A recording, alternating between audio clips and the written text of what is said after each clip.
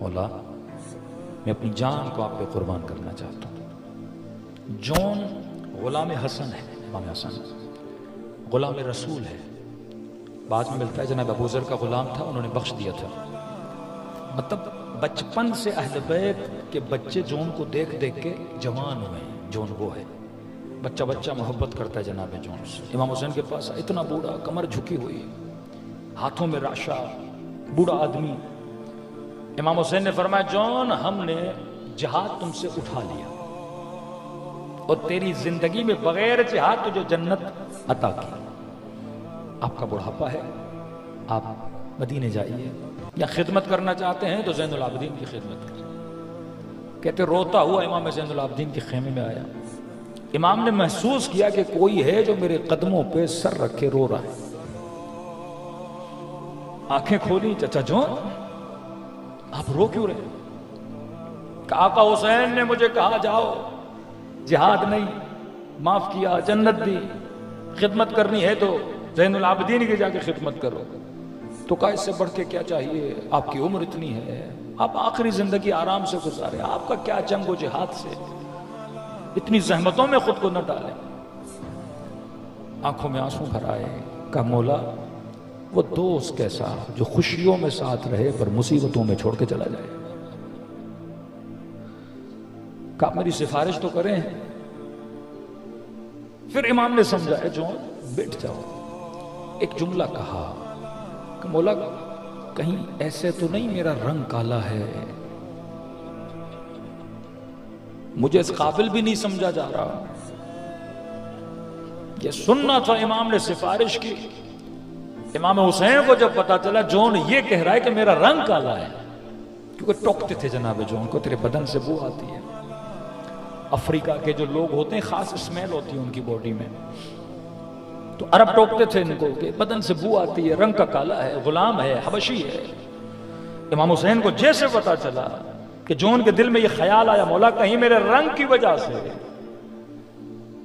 لوگ کہتے ہیں تمہارے بدن سے بو آتی ہے اسی لیے تو مجھے نہیں بھیج رہے، کہ امام حسین سامنے آئے اور جون کو کہا میرے سینے سے لگ جا۔ جون وہ اور ہیں جو رنگ کو دیکھتے ہیں، یہاں رنگ نہیں دیکھا جاتا، یہاں قلب کی نورانیت کو دیکھا جاتا ہے۔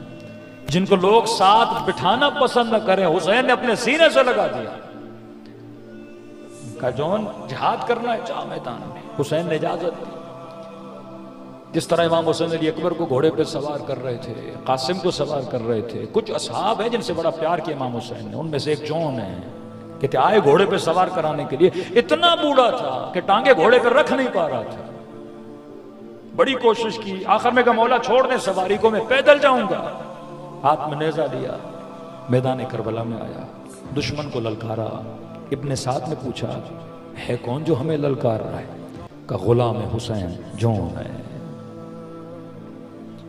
کہ امیر بوڑھا ہے، ایک وار کی مار ہے، کس کو بھیجیں اس کو مارنے کے لیے، کتنے گھوڑے سوار بھیجیں جون کو مارنے کے لیے؟